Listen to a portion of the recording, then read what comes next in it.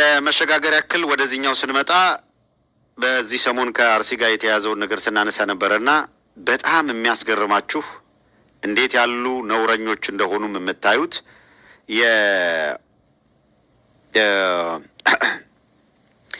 ኦልሬዲ ሆኗል። ወደ ሌላኛው ጋር እንሄዳለን። በጣም የሚገርምና ነውረኝነታቸው ለምሳሌ የኦሮሚያ የሚባለው ክፍል ወይም ክልል ላይ እየተፈጠረ ያለውን ነገር እዩት። ምንድን ነው እየተፈጠረ ያለው ኦሮሚያ ክልል? ይሄ ሁሉ እልቂት ከተፈጠረ በኋላ የመጀመሪያው ነገር እንደ ክልል ያሉት ለአርሲው ጭፍጨፋ እነሱ የመሩት እንደሆነ እኮ እናውቃለን አይደለም? ማንም ያውቃል። ግን ምንድን ነው ያሉት? መረጃ የለንም አሉ።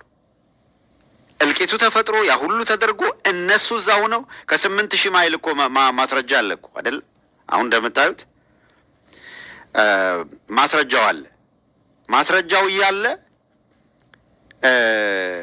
እነሱ የሰጡት ምላሽ የለም፣ እኛ የምናውቀው ነገር የለም አሉ።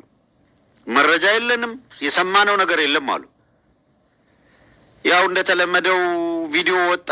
ሊያፍኑት የሚችሉት ነገር በሙሉ ከነሱ ቁጥጥር ውጪ ሆነና ማስረጃው አደባባይ ላይ ሲውል ደግሞ ተመልሰው መጡና አይ ጥቃቱ ሃይማኖታዊም አይደለም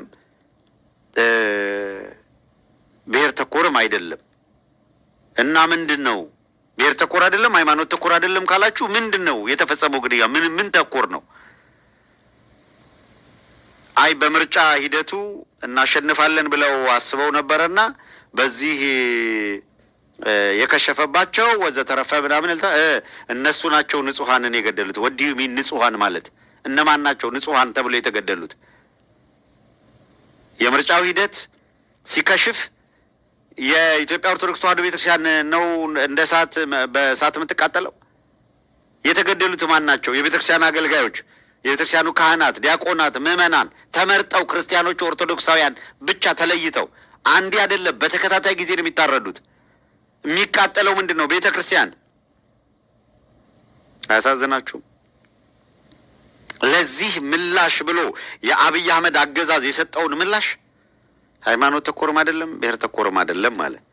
አስተውሉ እንዴት ያሉ ጨካኞች ላይ እች ሀገር እንደወደቀች፣ እንዴት ያሉ አረመኔዎች እጅ ላይ እንደወደቅን አስተውላችሁ እየደረሰብን ካለው ግፍና መከራ አንጻር ተውት። የዩቲዩብ ቻናል ምናምን ገለመሌ አይደለም። የእውነት ከነዚህ አረመኔና ጨካኞች ለመላቀቅ በዚህ ደረጃ ነው ወይ ትግል የምናደርገው?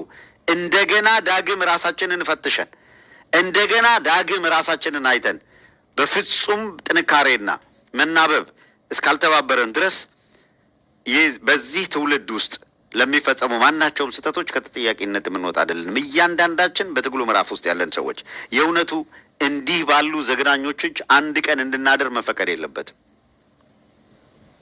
እነዚህ አካላት ከየት እስከ የት እንደተናበቡና ከየት እስከ የት እንደተቆጣጠሩት ይዩት።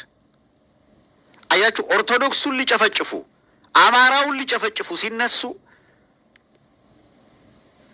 የኢትዮጵያ ኦርቶዶክስ ተዋሕዶ ቤተክርስቲያን እንዳይናገር፣ ሲኖዶሱ እንዳይናገር፣ እልቂቱ ዝም እንዲባል ሳዊሮስን አመጣና አብይ አህመድ የጠቅላይ ቤተ ክህነቱ ስራ አስኪያጅ አየኸው አመጣና ሕርያቆስን በጸሐፊ ገለመሌ መደበለ፣ ዘጋው። ኦርቶዶክሱ ላይ የሃይማኖት ጉባኤ የሚባል አለ።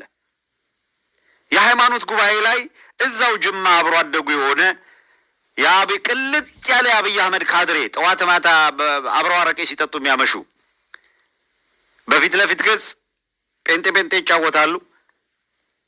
ያውም ይሄ ሃይማኖት ጉባኤም ያለው ሰውዬ እንደዛ ነው።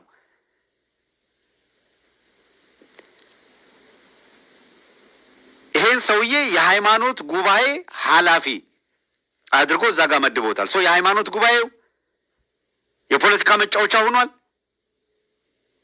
የበሻሻው አብይ አህመድ 4 ኪሎ ነው ያለው። የበሻሻው ታጋይ የሚባል ጩልሌ የሃይማኖት ጉባኤ ላይ እንዲቀመጥ ተደርጓል። እስቲ ያላሰሩትን ይኸው። ወደ እስልምናው ሂድ፣ ሀጂ ቱፋ ተቀምጦልሃል። አየር ኃይል ላይ ሂድ፣ ይልማ መርዳሳ ተቀምጧል። ፌዴራል ፖሊስ ላይ ሂድ፣ ደመላሽ ተቀምጧል። መከላከያ ላይ ሂድ፣ ብርሃኑ ጁላ ነው ያለው። ደህንነት ቦታ ሂድ፣ ሲሳይ ቶላ ነው ያለው። አርቲፊሻል ኢንቴሊጀንስ ምናምን ሂድ፣ ወርቁ ጋቸና ነው ያለው። ሂድ፣ ኤቭሪዌር ሂድ። ይገሉሃል። በእያንዳንዱ ኃላፊነት ላይ እነሱ ነው ያሉት፣ የሃይማኖት ተቋማትን ጨምሮ። ሂድ ማረሚያ ቤት፣ እነሱ ናቸው የተቆጣጠሩት። የደህንነት ተቋማቱ፣ ጉምሩኩ፣ የፋይናንስ ተቋማት፣ ገለመሌ፣ እያንዳንዷን መዋቅር ተቆጣጥረዋታል። አለቅላቂ የባዴን ሰዎች ሆዳቸውን የሚሞሉ ይኸውልህ፣ የምን ጊዜ ማሽከር እናገኘው ተሻገር አሉልህ። ባረቄ የተሰራ ሰው ምንድን ነው የሚያደርጉት? ፌዴሬሽን ምክር ቤት ምናምን የሚባል የሆነ ቦታ ላይ አሉ። እነ ተመስገን ጥሩነህ አሉ፣ ምክትል ሆኖ ተቀምጦልሃል። አረጋ የሚሉት ቀንድ አውጣለልህ። ምንድን ነው የሚያደርጉት እነዚህ ሰዎች?